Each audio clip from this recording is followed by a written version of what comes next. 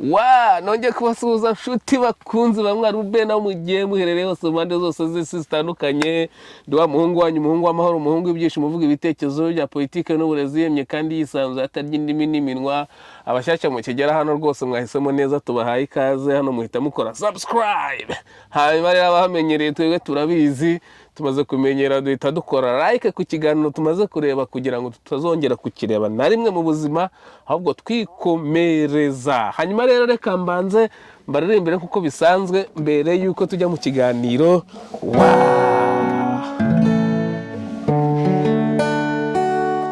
Derira twabanye kuva kera tukiri batoya, turagira n'inyana. Derira c'inkoni zamba, derira twiganya amashuri yandi matabanza, derira akomeza yisuye, naho njyewe ubunga n'ubucuruzi. Derira murihira amashuri, amaze kuyarangiza, derira twemeranya kubana, none abana tugize bane. Cyo ngwino derira, cyo ngwino unyakire, cyo ngwino derira, cyo ngwino umfashe, cyo ngwino derira, cyo ngwino ntabare. Naririmba nkakomeza sinanarangiza, ariko izi ndirimbo ziba ari nziza kabisa. Ab'iki gihe rwose, abahanzi b'iki gihe kabisa, imana igihugu bakabahanzi batakigera inganzo. Hanyuma rero abavandimwe, reka nizere kuri uyu munsi w'itariki enye Ukuboza 2025. Mbere yuko mbabwira insanganyamatsiko nabateguriye, hari utuntu natekereje mu kanya. Ubu njye ndabyutse rwose, turi saa 2:13, twebwe ubwo mwebwe musigaye mudusigaho isaha imwe. Ariko rwose natekereje, ariko abagatulika, abarokore kuki bari kurwanira Yesu bigatuma inkotanyi ziviramo kubafungira insengero?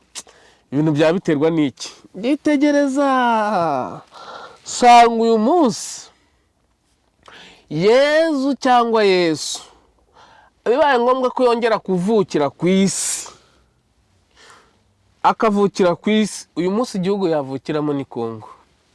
Reka mbibasobanurire. Ubundi Yesu cyangwa Yezu, njye ndi umukristo pe, ariko nyine sinkiri umukristo ujya gusenga, ndi umukristo ujyewe ubyemera ariko utabishyira mu bikorwa.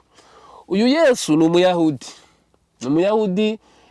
hanyuma umuyahudi na agace navuga ko harimo ibihugu bya reka ntaza kwibeshya ngakotora, ariko ni agace Yesu yavukiye mu gace k'abayahudi.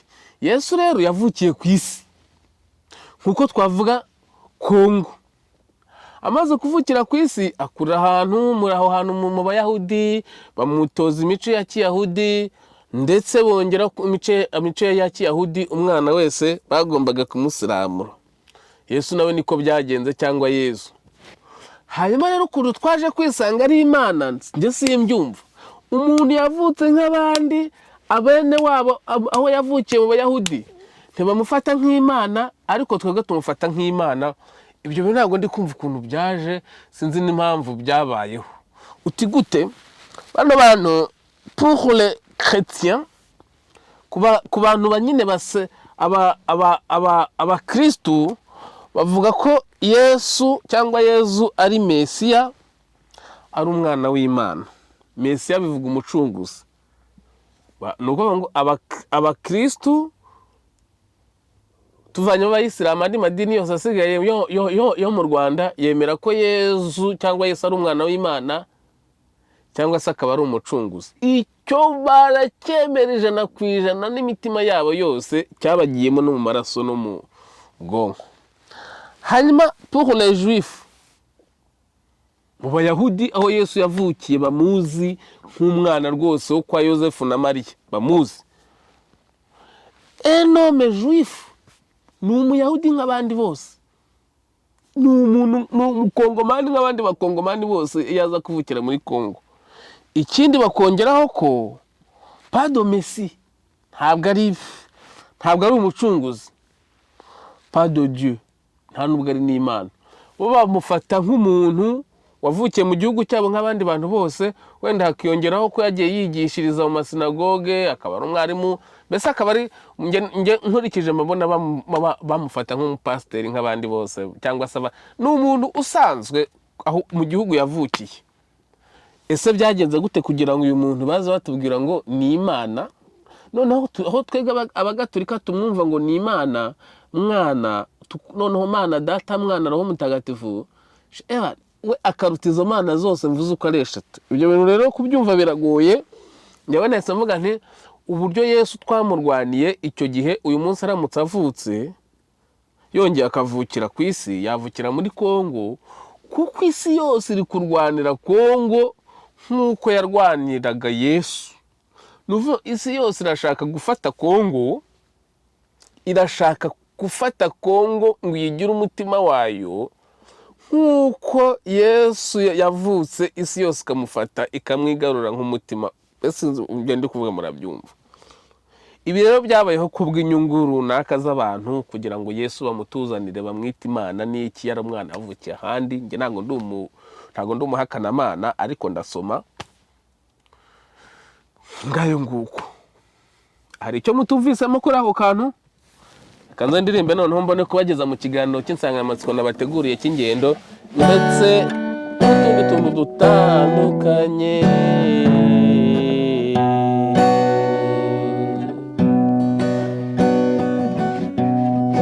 Uze dushimire uwatwiguranye tukaruhuka, navugirizwa impundu ingoma zivuga urwunge n'urumuri mu bantu. Yewe we wavuguruye isura nzima mu bantu, kubera waduhanze ni nawe soko isendere y'ubugingo, shimirwa. Ari twarahabiye kure cyane, waduhanze twoherereza jambo. Abagatulika mumbabarire sinyirangije, nahabwa impunda karama yewe.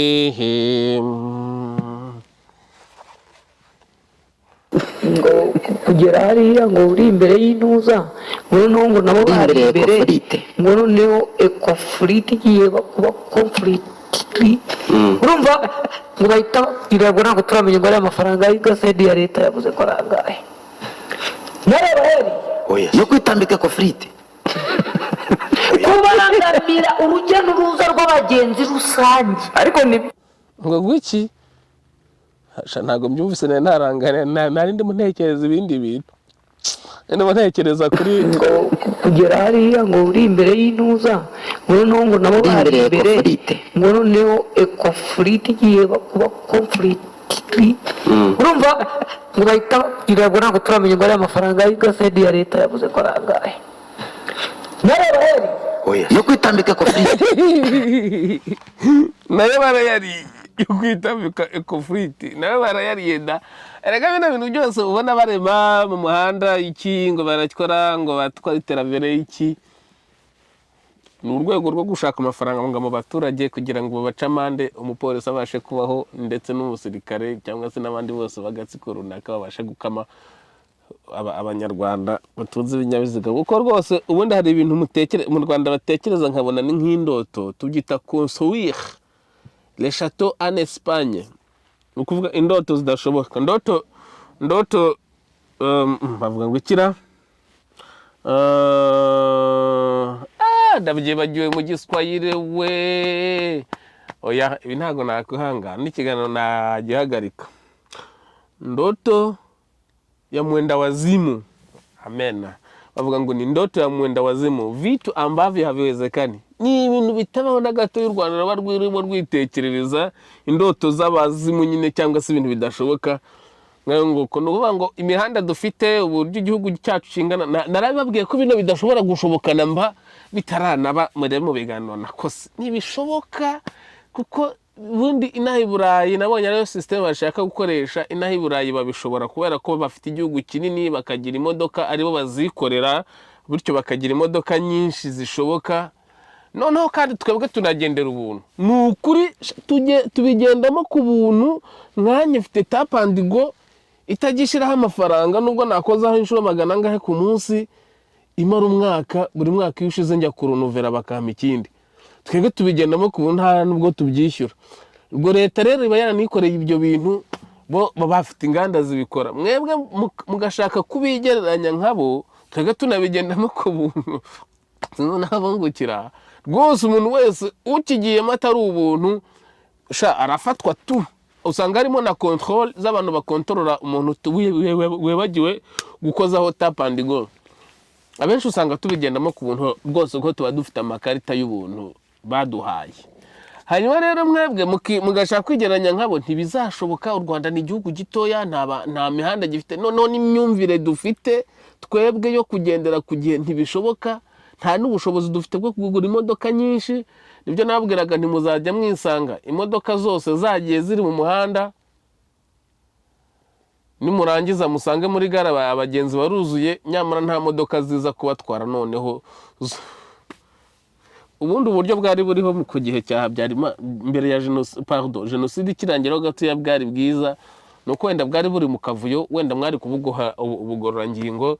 Ariko mukashayabana hari igihe cyageze abantu bose bagura amakwasiteri ejo bundi nko muri 2020, nk'ejo bundi muri 2013 2014. Buriya muyo muzakoreka buri muntu wese agakomeza agakora, ntaga abagenzi bari gusakuza bingana bityo. Ariko ngo mu ngendo harimo amafaranga menshi, ngo niyo mpamvu mu birwanira. Conflict rero ngo yabaye conflict, ni kwi mudamu avuga mukanya nahoze mutekereza. Niyo mpamvu ikiganiro mwabonye kare akabona gashubijemo, nahise mureba ndeba yamenyeye ataramera neza, atarashyira amapare. Buriya niwe narindi mu nshushanya mu mutwe wanjye. Ndavuga uyu mugore akiri muto nawe yari mwiza, nuko ashaje nawe umuntu yazamugira icyo amwisabira. Ariko icyo mwisabiye ntago mwebwe ari cyo murimo mwumva. Ndavuga kuzamwisabira inka, akazanyihera inka rwose, uko mbona nawe yagira ubuntu butiza urubuki, ariko nkambona yagira n'amahane. Hanyuma rero ntago ndi buvugaho byinshi bino, ibyo murabizi.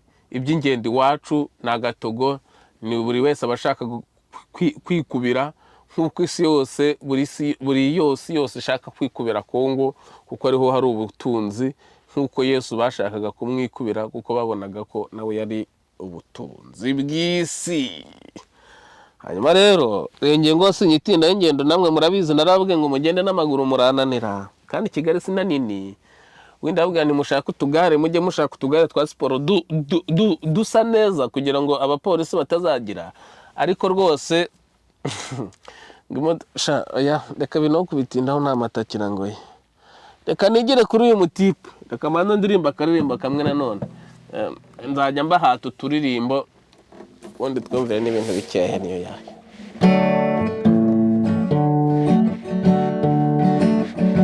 Nze Kigali, abayi Kigali,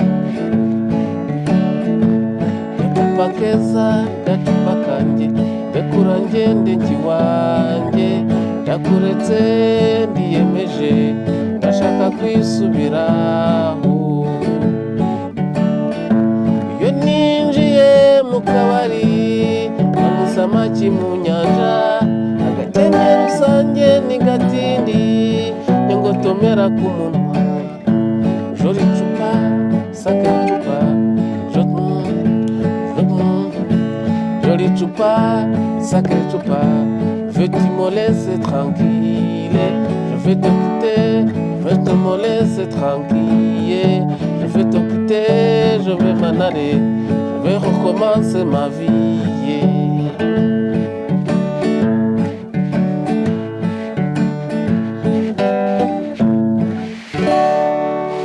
bazanze baririmbira ibiceceti kuko nta kundi nabigenza umushumba w'ingurube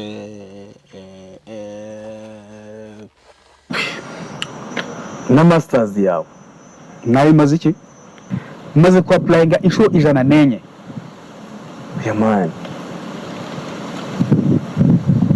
kandi wize Burayi ntabwo ari n'umuntu avuga ngo ntabwo wize neza. Kiremwa muntu umuntu sha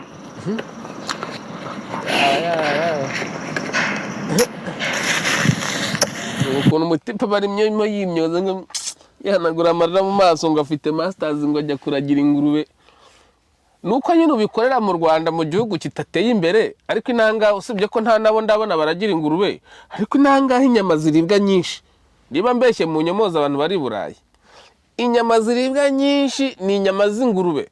None utekereza ko ingurube zuba zitorowe n'abazungu, babandi mwita abazungu bateye imbere. Ahubwo wandabona ukuri kubikorera mu Rwanda mu gihugu kitaratera imbere kandi kigifite umwiryane, ariko ubundi nta kibazo, nta kidasanzwe kabisa, nta n'amakosa wakoze, ahubwo ukunda akazi kawe, chef wawe nakubera umwana mwiza azakongerera umushahara. Naho byo kurata za masters, njyewe nzi dogiteri uyu dogiteri full doctor wigisha muri secondaire mu kigo cya privé kinamwambura. None wowe ukazana ubwo bugoryi ngo ufite masters ngo ragira ingurube wamase. Wamaze no muteto sha umaze kubyimba we ntago uramenya umuntu, niyo mpamvu nge nahisemo kwibanira n'inkuko ebyiri. Uri ihuku kubana n'umuntu biruta kubana n'inyamaswa. Inyamaswa kuri iyi si ya none tugezeho nizo nziza kuruta abantu, kuko umuntu niwe inyamaswa mbi. Wowe rero uragira ingurube utangiye gusobanukirwa, utangiye kubamenya abantu, nako warabamenye n'utarabamenya azabamenya.